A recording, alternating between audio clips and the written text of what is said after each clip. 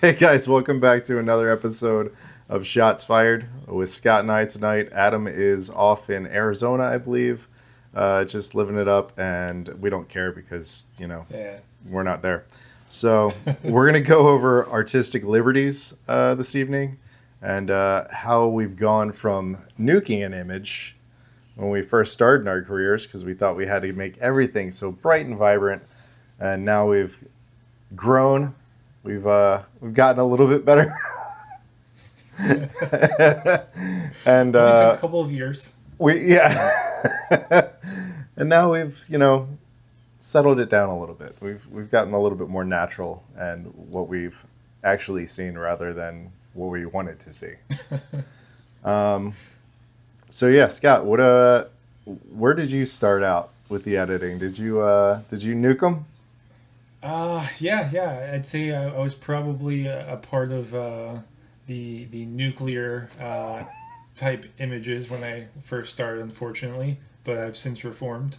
Yeah. So I think a lot of us, when we first got into photography, right, we were inspired by the works of others. And for me, the work that inspired me was what I was seeing on Instagram, Yep. which I've learned now probably not the greatest place to get your inspiration from, but I digress.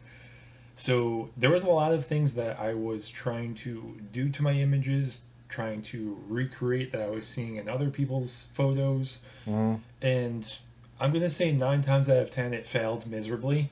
At the time, maybe I didn't realize how bad my images were turning out, but I think one thing that always comes into my head, a place that I've always been inspired by, has been the Pacific Northwest. That seeing images from there, that's kind of what got me into photography when I first started. These lush greens that you see out there, beautiful waterfalls, you name it. But the greens of their foliage is a very specific hue, if you will. Yeah. And where we are on the northeast is very different from that. So I remember living in the HSL tab on Lightroom, trying to get my greens to match up, adding yellows, oranges, you name it, and just creating these monstrosities that I thought were great at the time, right? And after visiting the PNW, I realized, wow, this is what it looks like straight out of camera. So there really wasn't much color work there. But just to go over some of the things that I had been doing when I first got into photography versus what I'm doing now. So focus stacking and focal length blending, right? Yep. So I think maybe not focus stacking is a controversial topic, but focal length blending probably a little bit more so. Yep. And one of the first images I had seen that on, oddly enough, is actually kind of an image that Adam had taken. He didn't do the focal length blending, but it was a similar comp. It was in Patagonia. There's this Right. river running through, and you have the peaks in the background. And I actually watched a tutorial on it, how you take multiple photos, you blend it, whatnot. I was so early on, I thought, wow, this is unbelievable. I tried doing it at Montauk Lighthouse, actually, where we Mm-hmm. met, Joe. Yeah. Not that time, but an image there. Boy, did I mess up really badly, really badly. So I don't think I've tried that since Right. then, and I don't even think that focal length blending is the most egregious artistic liberty you can take, right? Right. Because honestly, there are times if you are photographing a huge mountain with a wide angle lens, it's gonna look small compared to what it looks like in For sure. person. So yeah, I'm all for focal length blending if that's what you want to do and that's what you feel you need to do, right? What I'm saying, what I'm talking about, is just coming from my experiences and what has worked for me and what hasn't worked for me.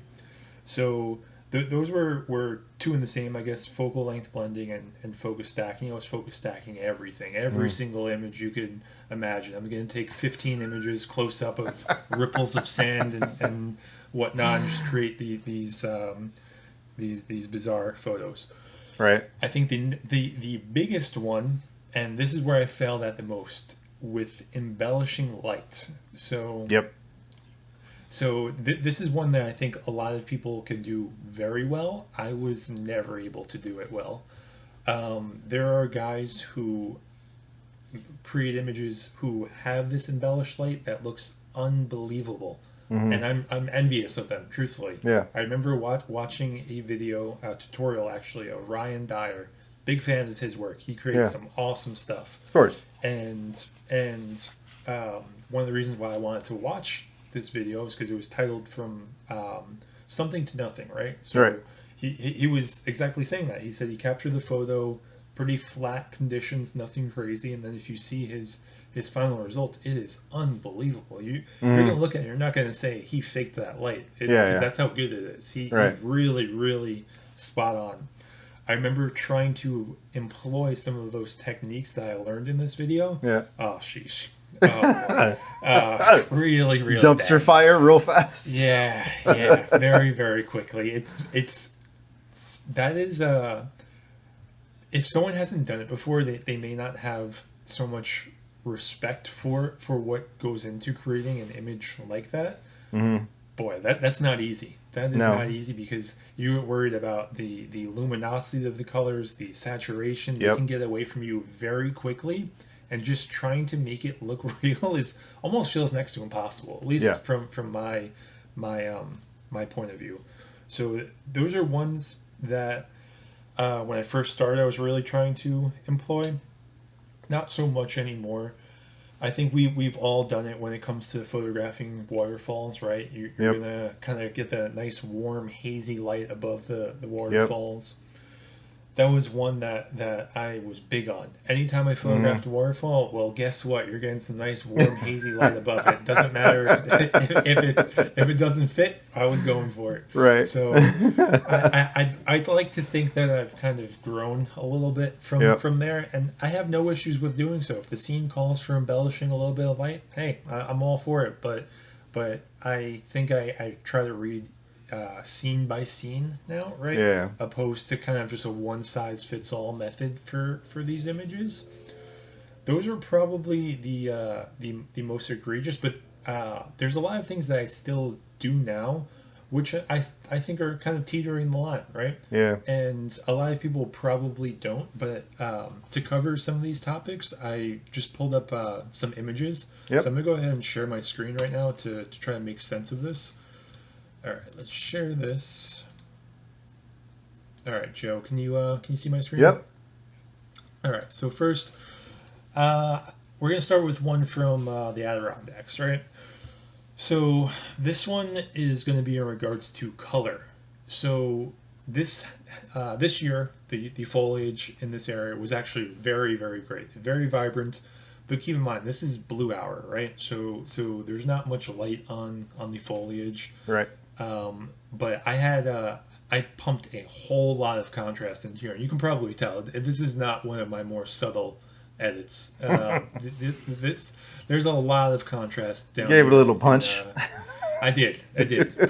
For my taste now, truthfully, probably a little bit too punchy. But regardless, I thought it would be a good example for what I'm talking about. So contrast, that's one that you can talk about till you're blue in the face. Yeah. And I think that really pertains to artistic liberties, because some scenes simply are very low contrast. Yep. And yeah, they may look great with a lot of contrast. Doesn't mean that you always need to do so. Right. And that was something that took me a while to learn. I was just putting contrast into every scene, and a lot of them. So these colors are embellished, and I'm not afraid to say that if you looked at the raw image, a lot has been pulled from these colors. And like I said, at this point of where I am with my photography career, I'd probably say even a little bit too much for my current standards. Yep. While I'm on this image, I want to go over some things that I would do now, which I think are teetering the line, right? Yep. So, beautiful sky. That was pretty true to the scene that was unfolding in front of me. However, looking at this image now, there's a few things about the sky that really bother me that I would fix. and you see these bright white highlights, Yep. I would absolutely clone stamp those out now, without Yep. a doubt. They're distraction. They're a distraction, and by doing so, I don't think I'm really faking anything that wasn't there, right? I Hmm. mean, the bones of the image are there. I'm kind of just making it a little bit more photogenic, if you will. So that is a artistic liberty that truthfully I do still employ and I do use. Maybe not faking an entire sky or doing Yeah. a sky Right. replacement or whatnot, but tweaking it to make it so that the original image that I captured looks a little bit better. Yeah. I have no issues doing so.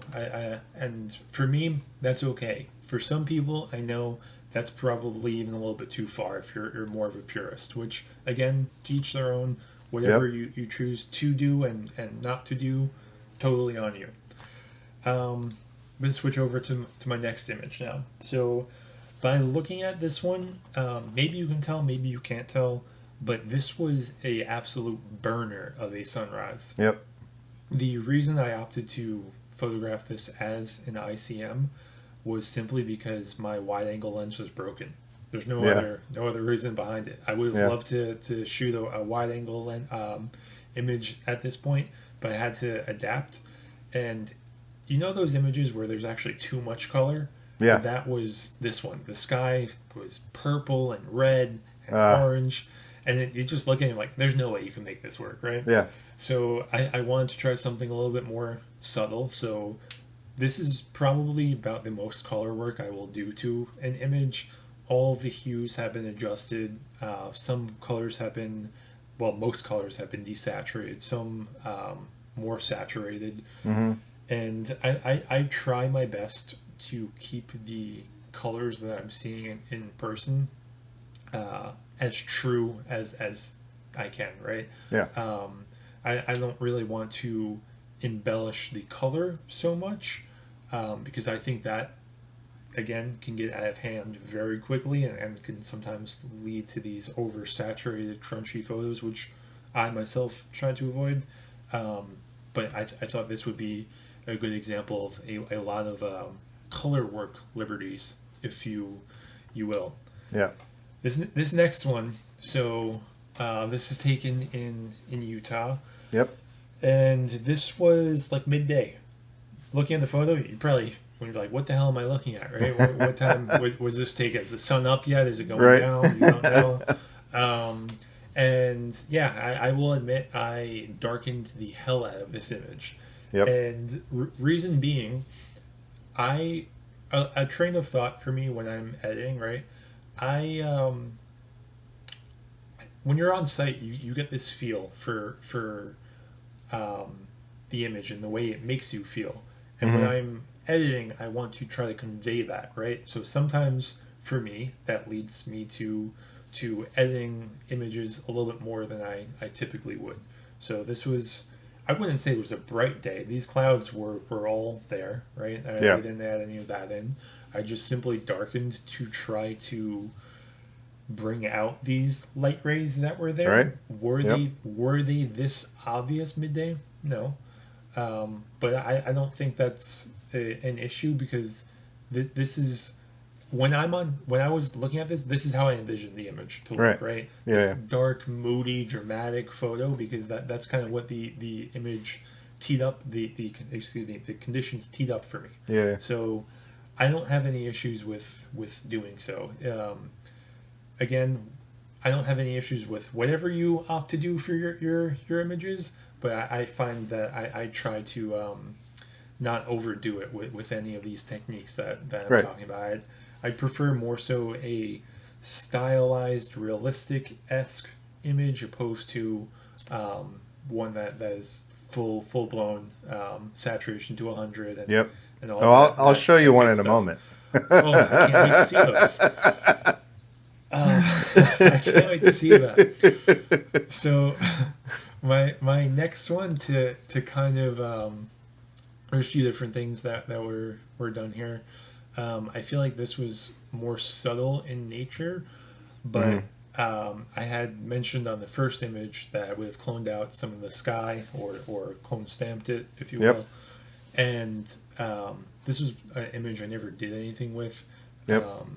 This upper right hand corner, that is exactly what I did. It was all these clouds were there, but there were some breaks that I thought were a little bit distracting for the scene. Yeah. So I figured, you know what, why not? Let me see if filling in some of these gaps in the sky will help at all. I did. Did it help? Images okay as it is. I'm But actually curious those with all those clouds moving.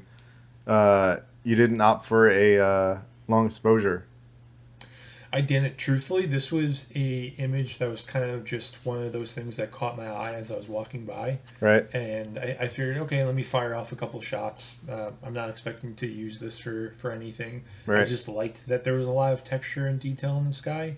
Um, it probably would have been cool, but it was also still pretty light out at this point. This is a Yeah. couple hours before sunset, so I don't know if I would have been able Gotcha. to. Being that I don't really use It film looks like all it's that like much. teed up for a black and white shot. You know what I mean? Just a really strong long Yeah, exposure black and white shot. You know? I agree. I think it would work very well for an image like that. Those are the photos that I had that I wanted to share. Yeah. I'm curious as to what your um, process is in regards to taking artistic liberties, and if you have any thoughts on taking it too far versus where your sweet spot is. So I mean, now we have AI, right? So I mean, I'm not gonna use AI to make the image incredible for me. If I get the scene that I want, or if I get some conditions that I want, I'll use them. There's plenty of people out there right now using the AI to just take their basic image and make it way better than anything they would actually get unless they, stayed there for months on end waiting for that perfect time. Um, I will embellish light. I will add light when I want to or when I feel like it needs it. Um, I will use contrast to the fullest extent, obviously. And I love my color sliders. Oh, very well aware. I love them. They're the best thing ever invented. Especially that magenta one. Love my magentas. Love them. So yeah, like there's I have noticed as I've progressed though, I am not as strong as I used to be. And it seems like each year my sliders go slightly down the scale. Not like, not not extreme changes, but subtle. A little bit of refinement. Instead of going to 50, I only go to like, 30. 49. Exactly. Let me go ahead and share this with you. uh, This would be a good one to have Adam on for. right. Because he would love to hear all about this. That's probably why I decided not to. Hold on. What just happened here? I don't know. See if you can pull up some of your images. I don't think it's going to do it, buddy. There you go. Can you see it? Yeah, I can see it. Just make Okay. it full screen. Yeah. Okay, so this one, I decided to go full tilt. I blew out the highlights. I made it moody and dark. So this is the actual. Okay. Nice, soft, something I'd actually want now. But for whatever reason, 4 years ago when I, did the edit, I wanted to go hard, and I think I was watching people like Alistair Ben, who really like that, like super dark, high contrast, that punch in the face that just draws you in. very, Instagrammy, very, very moody. But Hmm. going from that to that, that's pretty egregious. That's There, yeah, there was a lot of work put into that one. yep. Especially with the dust spots. I was going to mention that there are a ton of dust spots on that photo. My There's a lot God. of dust spots. I think I did change my lenses out that day, and I shouldn't have. Um, Okay. so there was definitely some cleanup involved. I'd say so. uh, I think to comment on what you're talking about, I have found myself in that situation as well, where at the time I wanted these photos that are going to carry such a wow factor, if you will. yeah, Meanwhile, that soft light you have now, that's kind of what I'm chasing. When I was just out this in Death one, Valley, yeah, yeah. I love light like that. Oh, That it's so it's beautiful. subtle, and it's images like that are more inclined to keep me looking at the screen, because I think Right. there's so much to see opposed to that other image. You're going to look at it and say, "Oh wow, look at that dramatic light." Yeah, Next. yeah, yeah. Um, Exactly. I actually, it's funny. So I would be curious to see if you recreated this where you'd No, fall. I would. Yeah, I'm actually thinking about redoing it. I just don't want to clean up all the dust spots again. Moving on to the next one. This is up in where do we go? Lake Placid, around that area. So this is the edited version, and I did embellish some of the light, especially on the tips of the trees and in the background above the mountains. I wanted, to really draw you in to those mountains, and also once you see the unedited version, how much I covered with snow because distractions, well, they're distracting. So this is the actual shot. Wow.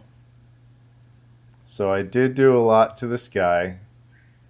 I did crop in heavily.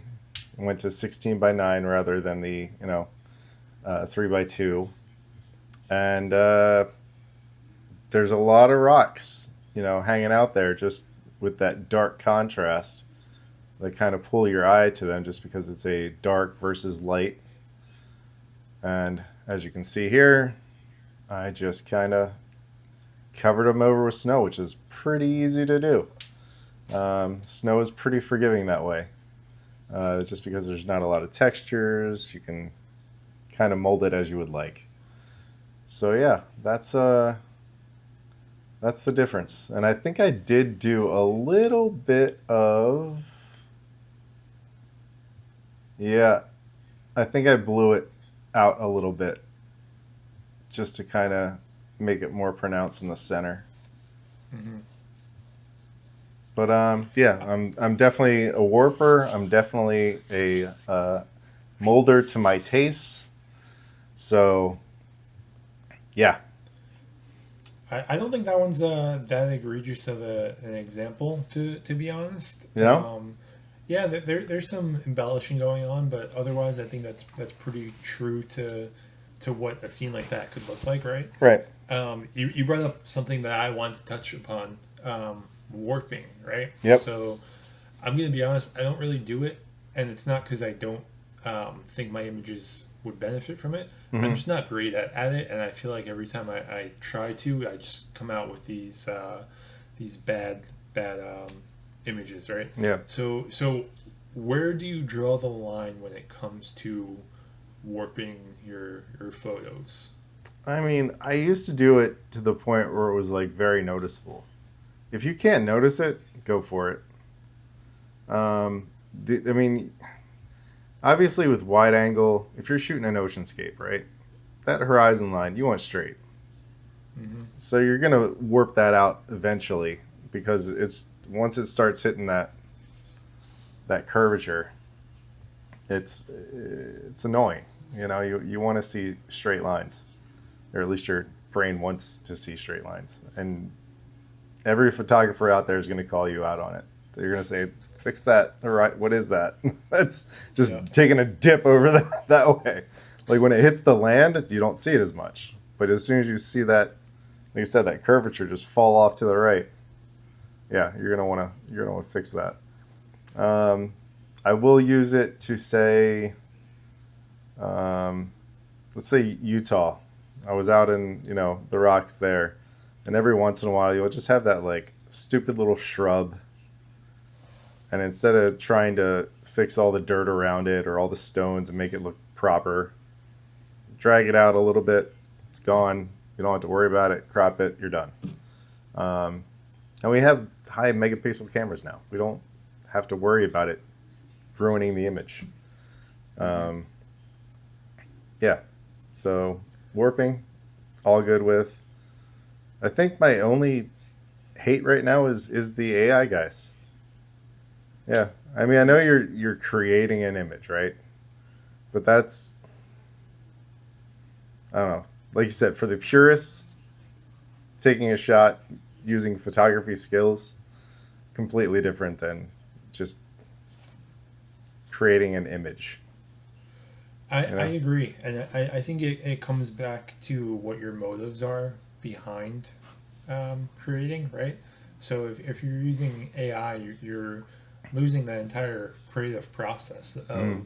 of painting in some dodging and burning, or however you go about editing your photos, which I think is very important. That's what's gonna cause your images to reflect yourself, right? Yeah. How you choose to process it. If you use AI and you're just typing in a prompt, give me a burner sunset with sick tones and cranked to 1,000, right? Right. Well, I mean, maybe that describes some people, but I digress.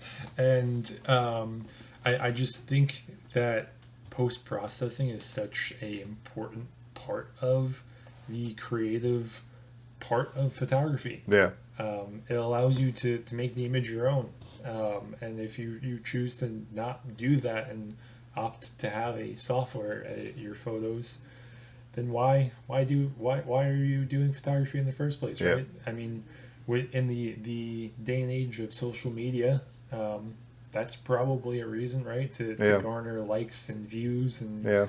and maybe you somehow make money off of it. I don't know, but yeah, I think you'd be cheating yourself if you're truly doing photography because you love it. I don't think you Yeah. should use AI. What I was talking about with warping, though, I would be curious. So, if you had mountains in the background, right? Yeah. Are you going to try to make them a little bit more pointy or a little bit larger? Is that something No. that you employ? And no, and I'm realizing now, like, I don't even like to shoot wide as much anymore. Like it was the only lens on my camera for years. And now I'm like, I think the 24 to 120 is on my camera 90% of the time. Dude, You so know? I just got back from what essentially 3 weeks of travel from Utah, Death Valley, and then Madeira. Yeah. All of them have plenty of wide angle opportunities. Yeah. Do you know how many times the 16 to 35 was on my camera? Do you have one? I thought you needed one. I do, and it was zero. It was not on my camera once. Did not even leave the bag.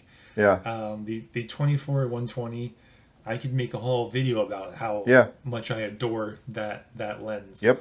But yeah, I agree. I think that's just funny that a lot of people who I talk to, wide angle is what gets you into photography. Yeah.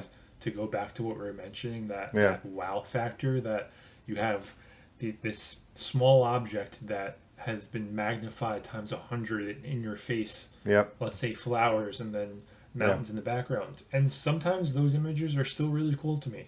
Yeah. That's fine. Yeah. But it just doesn't do it like it used to. Yep. And I find a lot of people move more so towards the mid-length and the telephoto lenses. Yeah, for sure.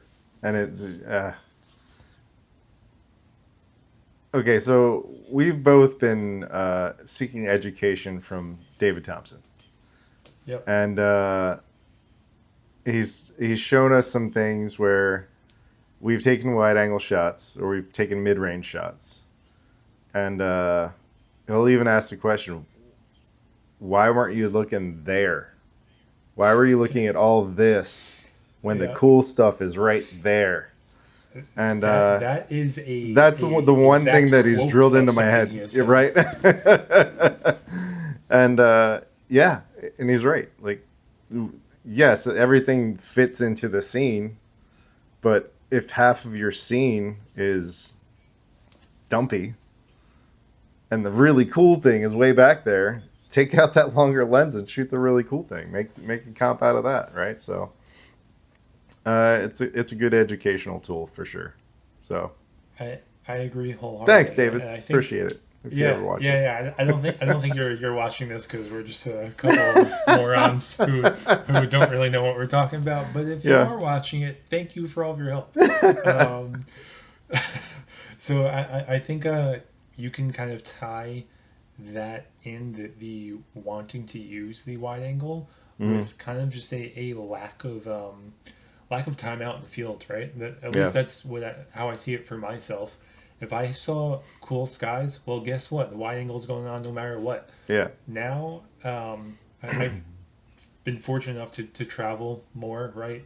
Yep. Be behind my camera a lot more, and realize that great skies don't mean that you need to have Nope. the wide angle on. I got some of the greatest skies that I have seen, truthfully, in Death Valley, a place where you don't really get too many Right. dramatic skies. Yeah. I didn't pull out my wide angle once. Now, I'm not saying that makes me smart. It very well Yeah. could just mean that I'm dumb. More likely, the case is just yes, I still don't know what I'm doing. But, yeah, no, I think a lot of people would say the same as time progresses and For they kind sure. of get some more experience under their belts. The wide angle probably gets used less. Yeah. Yeah. It's interesting as you progress. Um, and I mean, it's progression, it's growth, it's finding new ways to look at things, and I think the guys that see the details are the guys that I really look up to. Um, there's plenty out there, and we can go over that one day too, as far as ditching all of those wider lenses, even getting down to like macro level or just long lens, and just finding those little moments that are incredible. So For yeah, sure, for sure. as far as editing goes, though, I still love my color. And there's nothing wrong with that. Like I said, I was having this thought today. You need to create what you like, right? Yep. It doesn't matter what anyone else thinks about this. At the end of the day, you chose to get into photography and landscape photography to create images that you like and that you want to take. Yep. Yeah, yeah, I'm sure Adam and I and Art, I'll mention him in here now, will have things to say. But at Yep. the end of the day, as long as you're true to yourself and creating things that you like, that's what matters the most. And Yeah. I think that's what having artistic integrity boils down to. It's just staying true to yourself and creating what you like, however you choose to create that. Yep. Sounds good, dude. All right, I think that wraps it up, guys, and we'll see you next week. I think Adam might be back. I don't know. We'll see. I don't really care. Yeah, He's annoying who anyway. cares? Um, Forget that guy. so stay tuned for next one, guys, and we'll catch you on the next one. Have a good night. See you guys.